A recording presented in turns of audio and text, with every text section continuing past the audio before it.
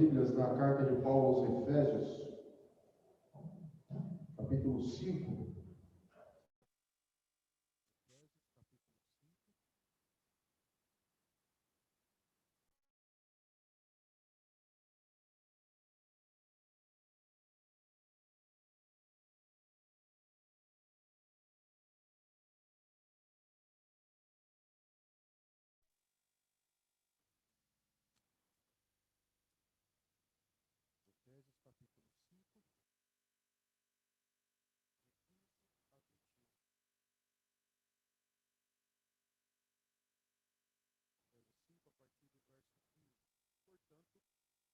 Cuidado com a maneira como vocês vivem, e vivam não como tolos, mas como sábios, aproveitando bem o tempo, porque os dias são maus.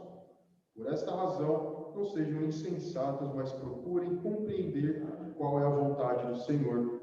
E não se embriaguem com vinho, pois isso leva à devassidão, mas deixem-se encher do Espírito, falando entre vocês com salmos, hinos e cânticos espirituais, cantando e louvando com o coração ao Senhor, dando sempre graças por tudo a nosso Deus e Pai, em nome do nosso Senhor Jesus Cristo. Sujeitem-se uns aos outros no temor de Cristo. Oremos. Senhor nosso Deus, ao ouvir a Tua palavra, pedimos a Tua orientação. Ensina-nos aquilo que o Senhor registrou na Tua palavra e grava no nosso coração e na nossa mente. É o que pedimos em nome de Jesus. Amém. Na semana passada, meus irmãos, nós meditamos nos versos 3 ao 14. E esse trecho anterior, ele fala a respeito das obras das trevas. Assim como nós vemos em Gálatas, existem pecados, listas de pecados.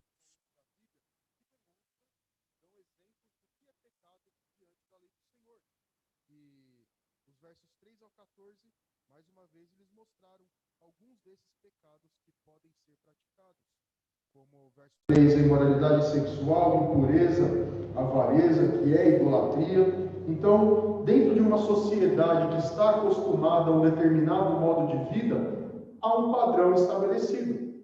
No caso da cidade de Éfeso, ela era muito conhecida pelo templo da deusa Diana. E dentro desse templo, no culto que era praticado a essa deusa, assim como outras divindades também, tanto a embriaguez quanto a prostituição. Então, a partir do momento em que os crentes de Éfeso passaram dessa religião pagã ao cristianismo, eles tinham que abandonar todas essas práticas. E Paulo vem tratando disso desde o verso 25 do capítulo 4, mostrando que práticas pecaminosas não são parte do povo de Deus e não condizem com o padrão de vida que Deus requer do seu povo. Então, ao colocar diante deles as obras das trevas e dizer a eles, no verso 14, desperte você que está dormindo, levante-se dos mortos e Cristo te iluminará, ou seja, acorde do seu sono, que a partir do momento que você começar a viver as realidades do reino, viver para Cristo, Cristo cada vez mais será manifesto na tua vida, Cristo mais e mais aparecerá e brilhará na sua vida. Então, Paulo continua nesse texto de hoje, falando a respeito, então, se nós temos que abandonar essas obras das trevas, temos que odiá-las, então, como que nós vivemos? Ou qual é a condição que Deus nos dá para isso? E o texto vai deixar claro que o Espírito Santo é quem nos conduz a essa nova vida. Então, a primeira coisa que nós vemos aqui é que nós não devemos descuidar-nos do nosso modo de viver. É o que os versos 15 ao 17 nos ensinam. E aí Paulo começa com, portanto, tenham cuidado com a maneira como vocês vivem. Então, aqui nós temos uma exortação de Paulo a observar, a olhar com cuidado. A Ara coloca, vede prudentemente como andais. A ideia é, olhe com cuidado, com minúcia, veja todos os aspectos das tuas práticas para ver como você tem andado.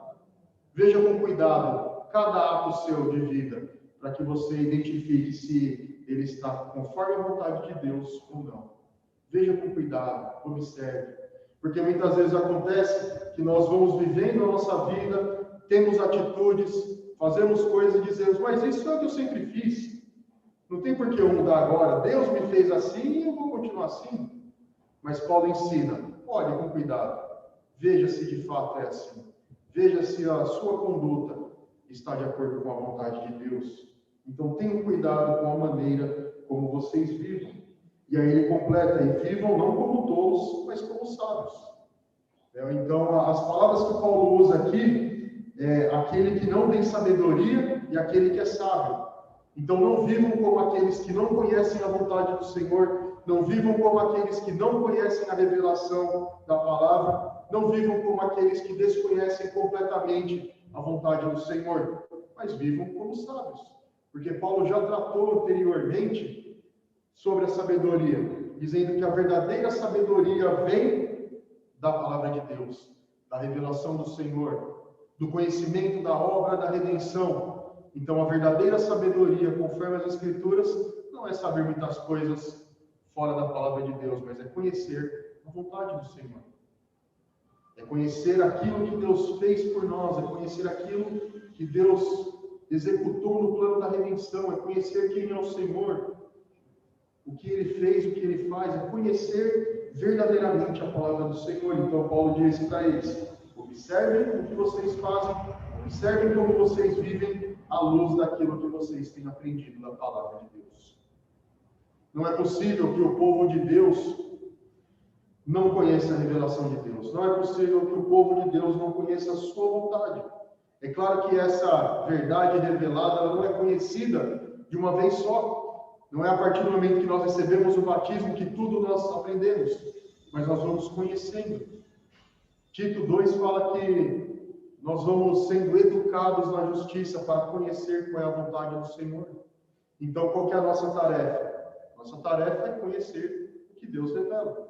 Conhecer a sua palavra, conhecer cada coisa que Ele revela a nós. É o que Paulo fez, por exemplo, na carta aos Romanos, e ao mostrar toda a revelação de Deus, mostrando a realidade do pecado que oprime as pessoas, mostrando que Cristo é o verdadeiro Adão, que cumpriu a vontade de Deus e nos substituiu, falou sobre a eleição, sobre a transformação que Deus opera no coração, sobre a redenção, sobre a justificação. Então a conclusão que ele chega é que ele fica maravilhado e diz, ó, a profundidade da riqueza, quão profunda é a revelação de Deus, quão maravilhoso é o conhecimento de Deus. Então o povo de Deus deve conhecer a sua verdade, conhecer a verdade de Deus, para que possa viver por ela. E aí, o verso 16, então, se nós temos que observar e ver prudentemente como nós andamos, o verso 16 nos diz que nós devemos aproveitar bem o tempo, porque os dias são maus. A palavra que é usada para aproveitar é a mesma usada para o resgate de um escravo. Então, o que nós temos que fazer? Nós temos que resgatar o nosso tempo, aproveitar o nosso tempo da melhor forma possível. Não gastando com coisas fúteis e sem valor, que não tem valor eterno.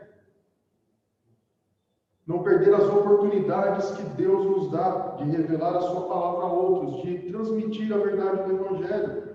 Então, a partir do momento em que nós observamos e tomamos cuidado com a nossa forma de vida, vivendo como sábios, conhecendo a verdade de Deus, isso nos leva, então, aqui nos nossos relacionamentos, no uso do nosso tempo, nós aproveitamos as oportunidades, tanto para conhecer a verdade do Senhor, quanto para comunicar a verdade do Senhor. E aí, como vai ficar claro mais embaixo, essa é uma das características do povo de Deus, comunicar a verdade de Deus, comunicar aquilo que Ele faz por nós. Então, nós devemos aproveitar cada momento da nossa vida, porque os dias são maus.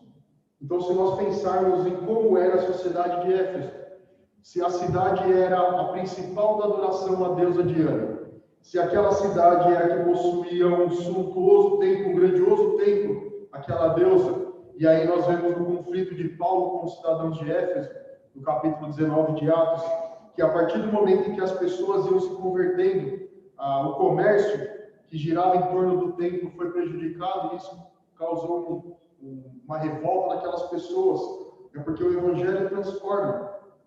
Mas a realidade daquela cidade era terrível, era uma cidade que vivia em torno da adoração.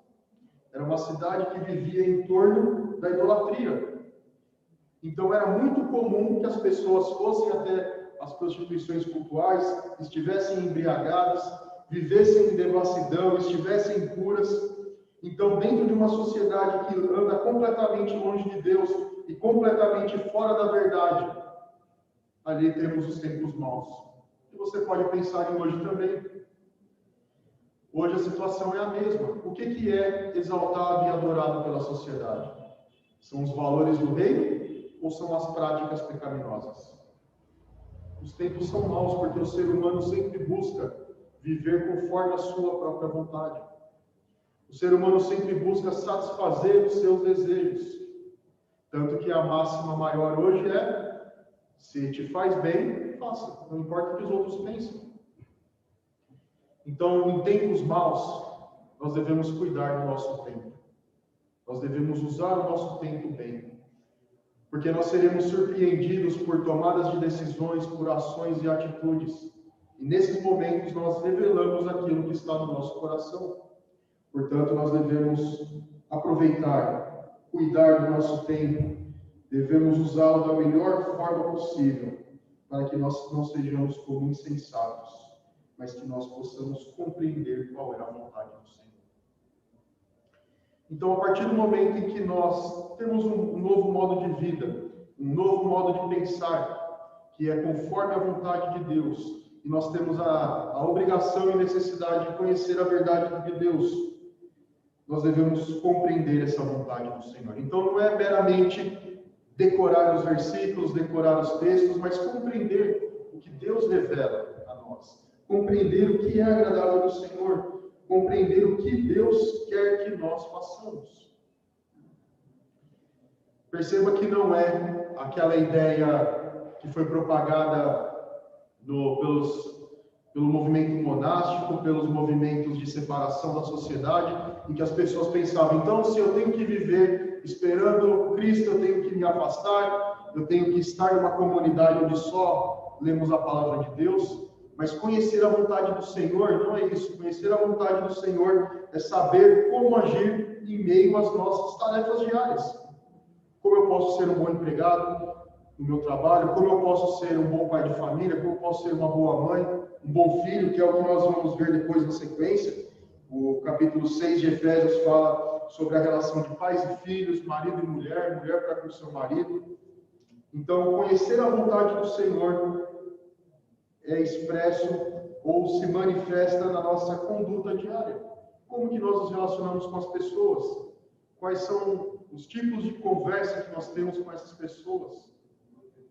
Então, conhecer a vontade do Senhor se aplica tanto ao modo como nós vivemos, e por isso observar como vivemos, também nos nossos relacionamentos e nas nossas condutas na nossa vida cotidiana. Portanto, como filhos de Deus, como filhos da luz, nós devemos observar a forma como vivemos, para que ela seja uma forma de vida que reflita a vontade de Deus. Então, se nós temos essa obrigação, se nós temos esse chamado da parte de Deus, como que nós atingimos isso? É o que os versos 18 a 21 expressam. E aí nós temos o verso 18 como o centro aqui dessa passagem. E não se embriaguem com vinho, pois leva a devassidão, mas deixem-se encher do Espírito. Qual era a realidade daquelas pessoas então? Se nós pensarmos de novo no culto pagão, eles se embriagavam para que eles pudessem acessar os deuses. Algum tempo atrás ficou famoso um caso em que um jovem tomou uma determinada substância num culto indígena e morreu por causa disso. E essas substâncias, elas têm a pretenso objetivo de levar a pessoa a um estado de êxtase que ela pode chegar até os deuses. Então, através do entorpecimento da mente, através desse transe que as pessoas ficam, elas podem acessar as divindades. E é o que acontecia no culto pagão. Eles se embriagavam para que pudessem realizar o culto da melhor forma possível. E aí, com isso, a devassidão vinha. A partir da embriaguez, realizava-se a prostituição cultual, realizava-se todo o processo idólatra daquele ajuntamento. Então, o que Paulo diz a eles é: não façam isso, abandonem completamente essa idolatria. E ao invés de se embriagarem com vinho para terem esse acesso a essa divindade, encham-se do Espírito Santo, para que vocês possam ter comunhão com o Deus verdadeiro. E aqui, esse encher-se do Espírito também poderia ser traduzido como plenitude do Espírito. Então, estar cheio completamente, e aqui a ideia de cheio também é algo que está sendo enchido até derramar. Então, é cada vez mais ser enchido até transbordar do Espírito Santo.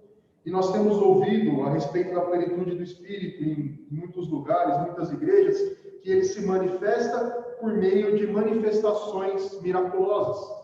Falar em línguas, rir, dançar, pular, como se isso fosse manifestação da plenitude do Espírito. Mas observe que os versos 19 ao 21 dão algumas características dessa plenitude do Espírito Santo, e nenhuma delas é uma manifestação extravagante.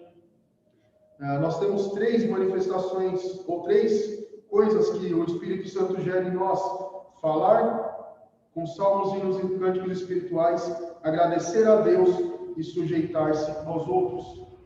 Então, a plenitude do Espírito, ser cheio do Espírito, significa viver de acordo com a vontade de Deus. A partir do momento que nós conhecemos a verdade revelada, nós somos enchidos do Espírito Santo para viver de acordo com essa realidade, de acordo com esse conhecimento. Então, ao invés de buscar fora de Deus o conhecimento de Deus, nós devemos buscar na plenitude do Espírito no nosso interior.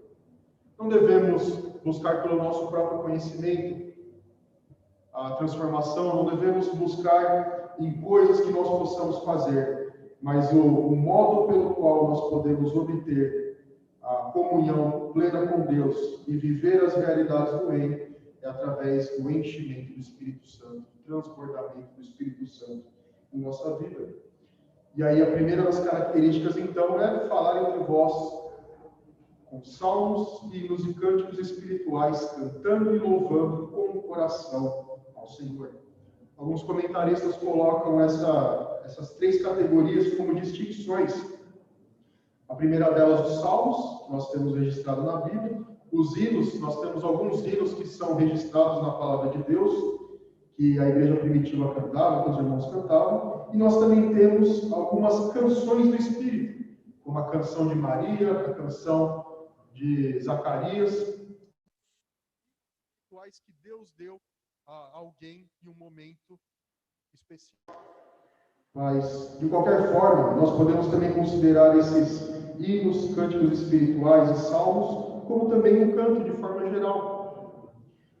Porque a importância do ensino aqui é como isso na nossa vida.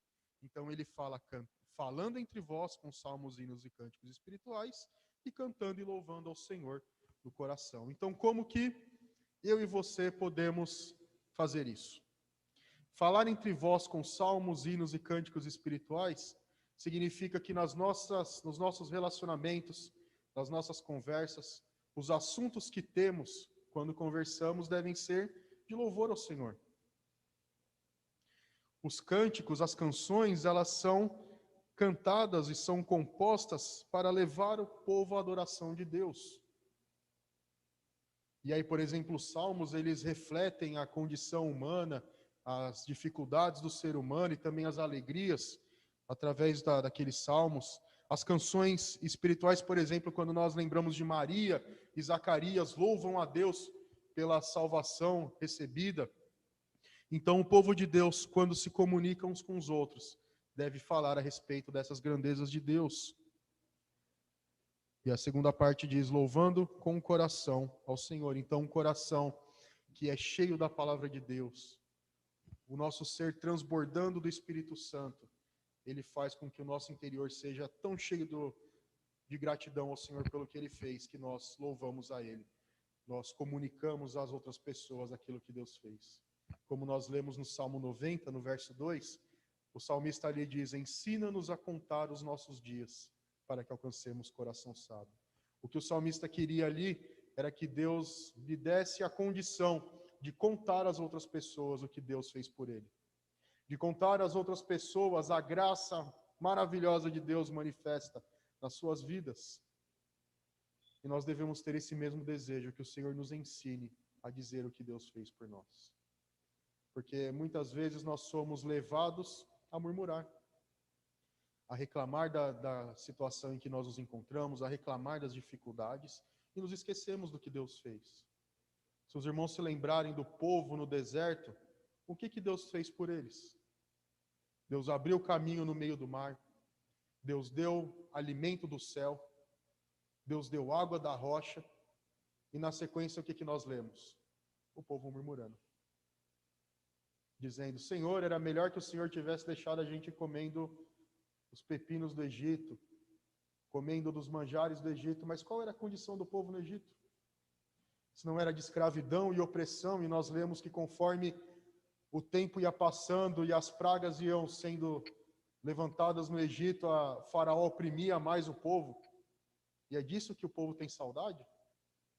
Quando Deus executa a sua vontade diante dele e salva e dá as coisas que eles necessitam. Então, Paulo nos ensina aqui a que nós devemos louvar a Deus entre nós. Agradecer a Deus, lembrar, contar uns aos outros o que Deus fez. Porque todas as vezes que nós lembramos o que Deus fez, isso faz com que nós tenhamos a clara noção do que Deus pode fazer. Apesar das dificuldades que nós vivemos, apesar das doenças que enfrentamos, apesar das calamidades ao redor, contar o que Deus fez nos faz ter a esperança de que Deus pode nos socorrer nesses momentos também, apesar das dificuldades. É o que Paulo fez quando estava preso. Escreveu a carta aos Efésios, escreveu a carta aos Filipenses, e nessas cartas nós vemos principalmente na carta aos Filipenses Paulo dizendo: alegrem-se no Senhor. E qual era a condição de Paulo? Um preso, por conta do Evangelho. Então, a plenitude do Espírito nos leva a reconhecer aquilo que Deus fez por nós e a que nós contemos uns aos outros, louvando de coração de fato, não como palavras vazias, mas algo que transborda do nosso coração, louvando a Deus e bendizendo o seu nome. A segunda coisa que acontece no nosso interior, ou acontece conosco, a partir da plenitude do Espírito, é que damos sempre graças por tudo ao nosso Deus e Pai, em nome do nosso Senhor Jesus Cristo.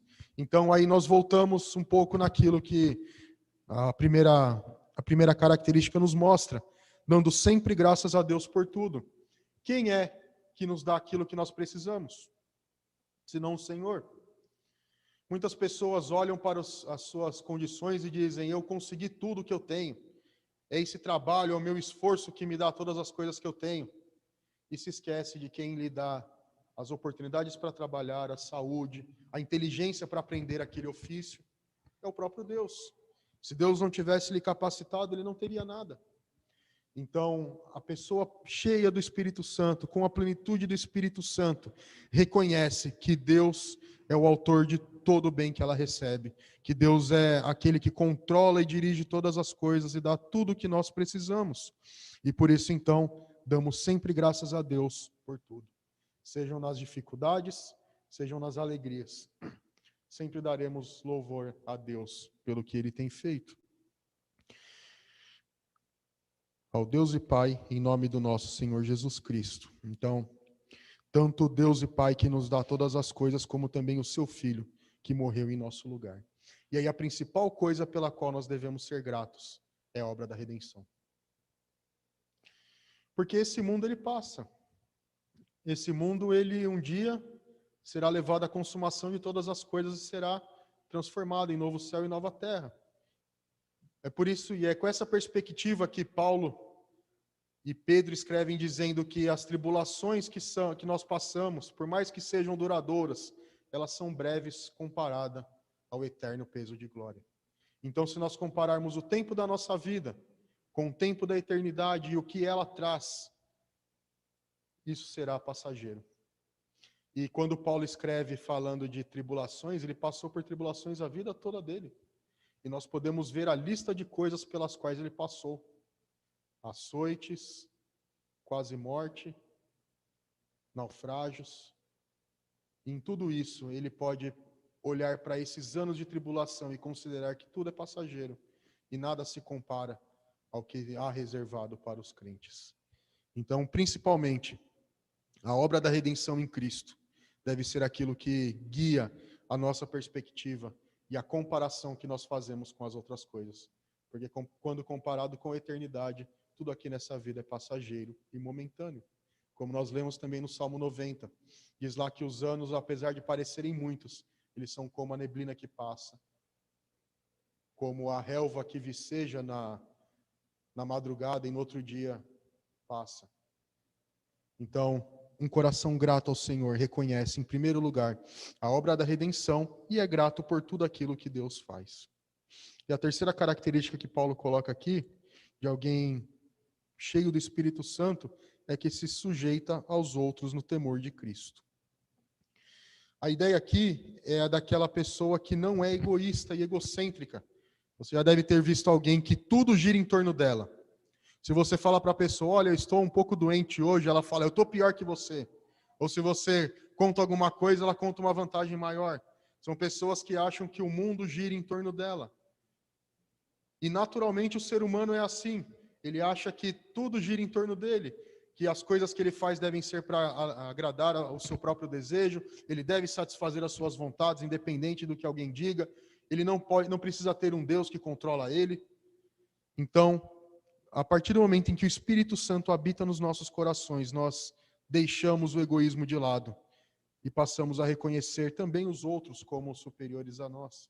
É o que Jesus fez ao lavar os pés dos discípulos e dar a lição de humildade àquelas pessoas que eles deveriam servir como líderes e não receberem glórias e honras. Então, quando o Espírito Santo habita nos nossos corações, nós vemos a nossa real condição. Reconhecemos quem somos, porque nós sabemos as nossas dificuldades, os nossos pecados, as nossas lutas, e isso faz com que nós possamos reconhecer quem somos. Porque quando a pessoa olha de forma egoísta para os outros, ela pensa, eu sou muito melhor que o outro, olha, quanto erro, quanto problema, quanto pecado, como é que ele vai ser melhor que eu algum dia? Mas o ensino do Senhor é, veja a sua real condição e veja como você mesmo precisou ser liberto da escravidão do pecado, que os seus pecados te levavam à condenação. Então, sujeitar-se uns aos outros no temor de Cristo é um povo de Deus que se reúne em humildade e reconhecendo um ao outro como superior, como alvos da graça de Deus, como alvos da graça de Cristo, e que na mesma condição que nós, precisaram também ser alvo da graça de Deus. Isso significa que o povo de Deus deve olhar uns para os outros nas mesmas condições e alvos da mesma graça. Então, reconheça-se como você é e sujeitem-se uns aos outros no temor de Cristo. E isso é uma característica da plenitude do Espírito Santo. Então, nós precisamos olhar a forma como vivemos. Não podemos viver de qualquer jeito, porque Deus nos chamou para uma nova realidade.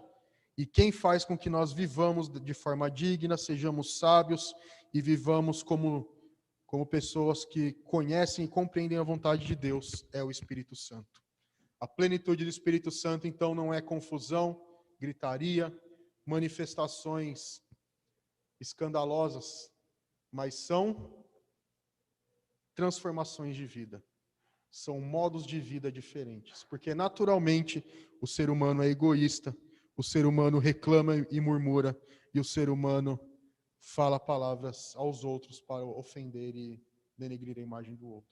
Mas alguém cheio do Espírito Santo é alguém que louva a Deus em primeiro lugar, dá sempre graças por tudo que Deus tem feito, conta aos outros aquilo que Deus faz e ouve também o que outros lhe contam.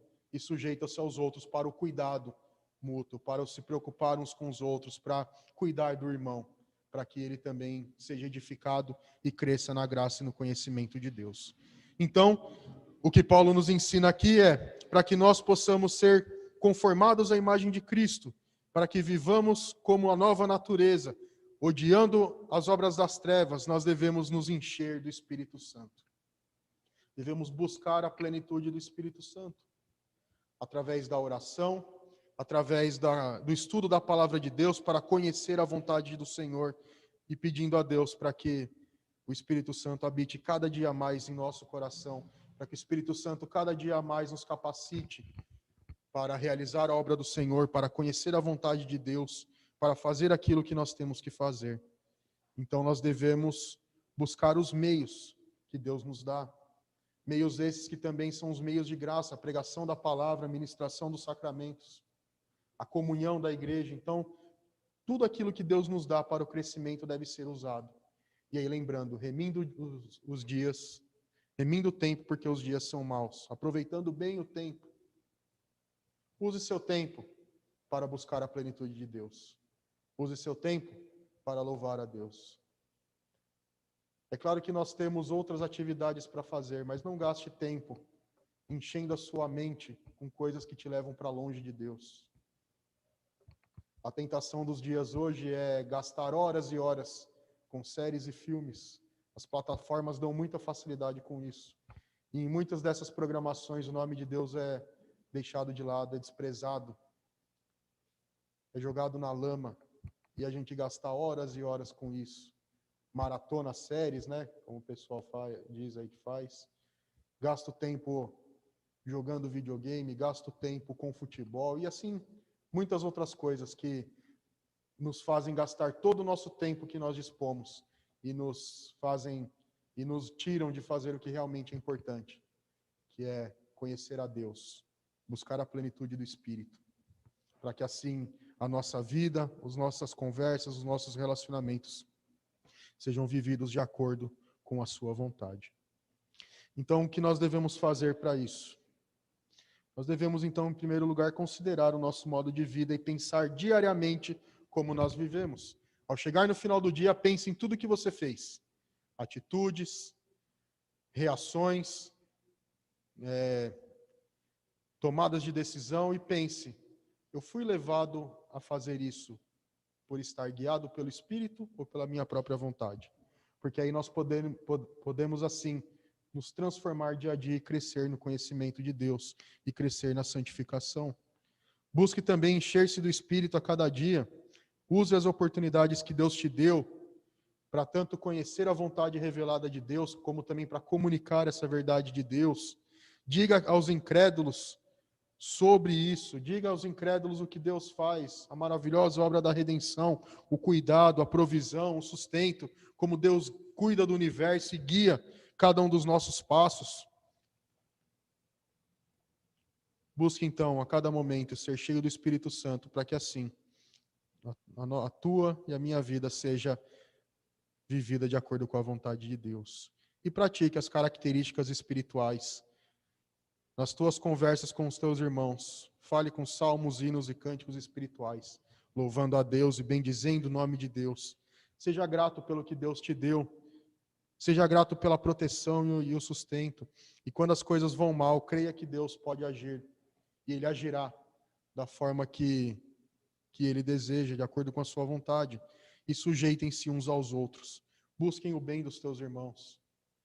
E aí, voltando à primeira característica, ao conversar a respeito das grandezas de Deus, você estará encorajando o seu irmão. Você estará fortalecendo a fé do seu irmão. Você estará o ajudando a crescer, e assim toda a igreja cresce. Conforte em tempos de dificuldade, em tempos de sofrimento.